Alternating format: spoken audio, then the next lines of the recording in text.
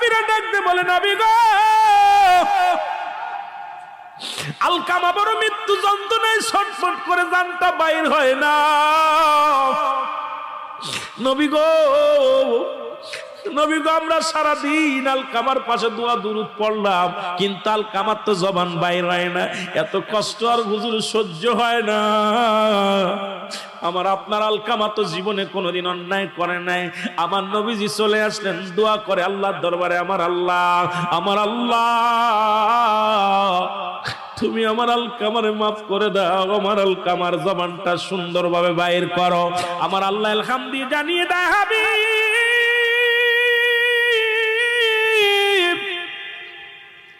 ওহির মাধ্যমে জানে দে জিবরিল দিয়া, নবী গো আপনার কি বলবো নবী গো, আপনার আলকামা নামাজ পড়তে, রোজা রাখতো, সবই ঠিক ছিল, কিন্তু মা জননীর সঙ্গে ব্যবহারটা ভালো করে নাই। জনম দুঃখিনী মা বড় কষ্ট পেয়েছি ইয়া রাসূলুল্লাহ, ইয়া হাবিবাল্লাহ, এই কারণে তার জবানটা বাইর হয় না। আমার যুবক বাজানেরা রে, একেতে নামাজ পড়িস না, মা বাবার সঙ্গে ভালো ব্যবহার করিস না, সুদ ঘুষ খাস, জিনা ব্যভিচার করিস, অন্যায় করিস, একটু দিলের কান্ডা লাগা শোনো।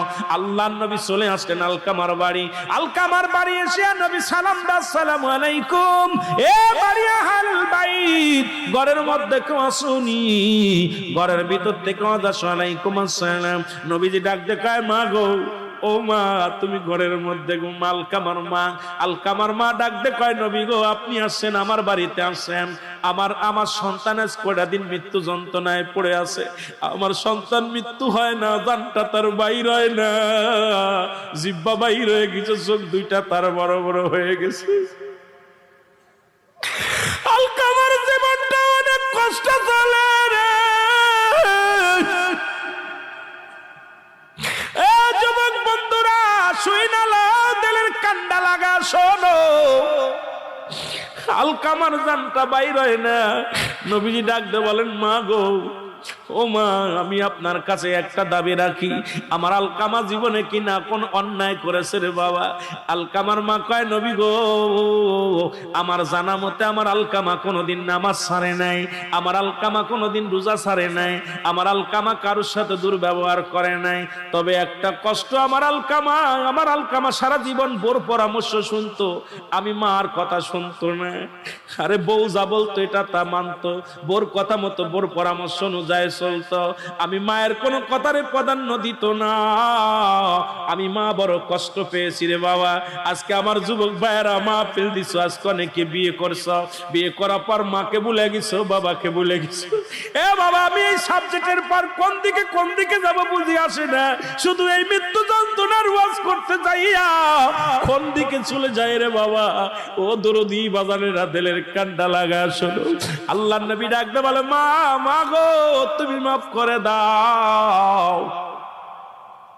আলকামার মা কয়, না না, আমি মাফ করতে পারবো না। আমি যখন ঘরের মধ্যে ডাক দিতাম, বিবির পরামর্শ অনুযায়ী চলতো, কিন্তু আমার কথায় প্রাধান্য দিত না। আমি জনম দুঃখিনী মা, আমার অন্তরের ভিতরে কষ্ট পেয়েছি। নবী কয়, সাহাবীরা রে, জলদি আয়, আমার আলকামা মারা পরে জাহান্নামে যাবে, কারণ আমার আলকামা মায়ের মনে কষ্ট দিয়া যদি দুনিয়া থেকে বিদায় হয়ে যায়, জাহান্নাম তার অবধারিত রে, দেরি করিস না। খড়িয়ানা হলো, খড়িয়ানিয়া চিতে সাজানো হলো, চিতা সাজায় আলকামারে পুড়াইয়া দিবে।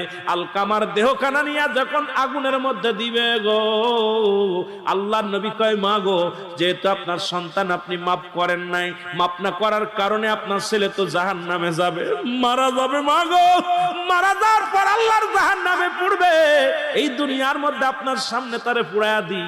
এই কথা বলি আলকামার বডিখানা নিয়ে যখন আগুনের মধ্যে দিবে, জনম দুঃখিনী মা ঘর থেকে একটা চিৎকার মেরে বলছি, ইয়া রাসূলুল্লাহ, ইয়া হাবিবাল্লাহ, আমি জনম দুঃখিনী মা, আমার সন্তানের এই কষ্ট আমি সহ্য করতে পারবো না, আমার সন্তানের আমি মাফ করে দিলাম। আর সঙ্গে সঙ্গে আলকামার জবান দিয়ে কালেমা বাইর হয়ে গেছে, লা ইলাহা ইল্লাল্লাহু। মুসলমান গভীর মনোযোগ, একটু দিলের কান্ডা লাগায় শুই না নাও। মানুষের জীবনে তিনটা বড় বিপদ, নাম্বার 1 হলো মরণ। নাম্বার 1 হলো মরণ। এই মরণের পেয়ালা পান কর্তব্যের মধ্যে কোনো সন্দেহ নাই রে।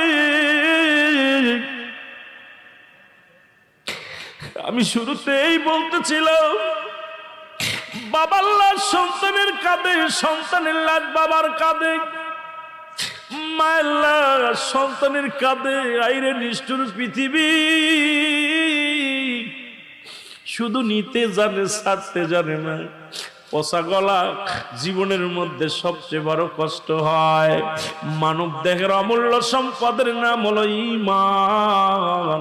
ব্যক্তির জীবনের অমূল্য সম্পদের নাম রুহু। এই রুহুবিহীন কোন বডির মূল্য নাই।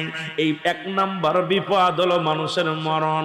আজকে মরণের কথা বলতে বলেছে আমার ভাইয়েরা। কবর এবং হাসর বাদান, কবরের বাদান, হাসর এবং নেককার বান্দা এবং বাদান বৎকারের মধ্যে এই আলোচনাটা করতে গেলে আমার আজরাইল থেকে শুরু করতে হবে, মরণ থেকে শুরু করতে হবে। মানুষের বাদান রে একটু দিলের কান্ডা লাগা শোনেন, 1 নাম্বার বিপদ হলো মানুষের মরণ। এ মুসলমান শুনে নাও, এই জন্যই বললাম ব্যক্তির জীবনের অমূল্য সম্পদের নাম রুহু। রুহু আছে, বডির একখান অংশ নাই। হাত পচে গেছে কিন্তু তাও তারে বিদায় করবে না। পাউটা কেটে ফেলছে, তারে বিদায় করবে না। চোখ দুটি নাই, তাও বিদায় করবে না। একটা অঙ্গ যদি না থাকে, বিদায় করবে না। শুধু বাতাসটা বাইর হইছে আর ঢোকে নাই। এই বডি আর দুনিয়ায় রাখা সম্ভব নয়। বিদায়